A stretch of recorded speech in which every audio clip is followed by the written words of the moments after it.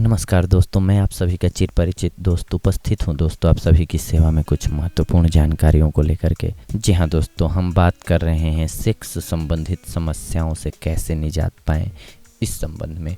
और ये बहुत ही कॉमन समस्या है दोस्तों, हम सभी को लाइफ में ये झेलना पड़ता है कभी ना कभी, खास करके जब हम दाम्पत्य जीवन में होते हैं तो। और हम समझ नहीं पाते हैं कि इन समस्याओं को किससे शेयर करें या किससे इस संबंध में जानकारी एकत्रित करें, कैसे जानें हम। टीनेज में भी प्रॉब्लम्स होते हैं, आगे चल के जब दाम्पत्य जीवन आता है उसमें भी प्रॉब्लम्स हो सकती हैं। सेक्स संबंधित समस्याएं कभी भी हो सकती हैं दोस्तों।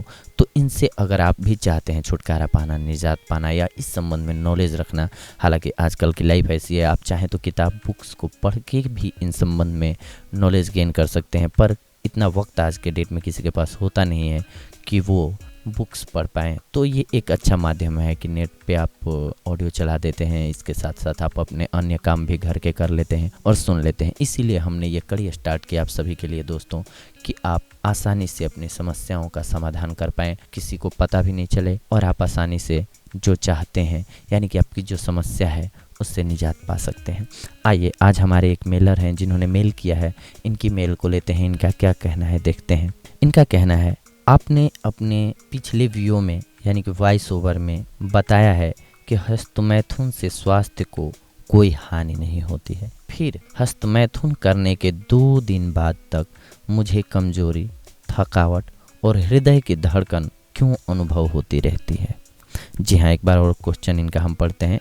इनका कहना है कि आपने अपने पिछले वीडियो में यानी कि वॉइस ओवर में हस्तमैथुन से स्वास्थ्य को कोई हानि नहीं होती है ऐसा बताया है, फिर भी हस्तमैथुन करने के 2 दिन बाद तक मुझे कमजोरी, थकावट और हृदय की धड़कन तेज क्यों अनुभव होती रहती है। मेरे प्यारे श्रोता, यदि आपको हस्तमैथुन करने के 2 दिन बाद तक कमजोरी, थकावट और हृदय की धड़कन तेज चलने का अनुभव होता है, तो इसका एकमात्र कारण यह है कि ऐसा आपकी भावनात्मक प्रतिक्रिया के परिणाम स्वरूप होता है। जी हाँ, जो आप सोच रखते हैं, जो आपके अंदर ये हीन भावना बैठ चुकी है कि मैं जब भी हस्तमैथुन करता हूँ तो मुझे कमजोरी हो जाती है, मैं कमज़ोर फील करता हूँ, इसकी वजह से होता है।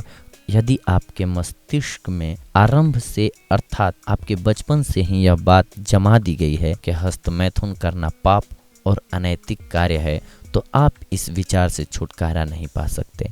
आपके अंतर मन में यह बात बिठा दी गई है कि यह कार्य स्वास्थ्य के लिए हानिकारक है। इसीलिए आपका अवचेतन मन आपके अंदर थकावट, दुर्बलता और धड़कन तेज चलने की भावना पैदा कर देता है, और इसीलिए आप ऐसा अनुभव करते हैं।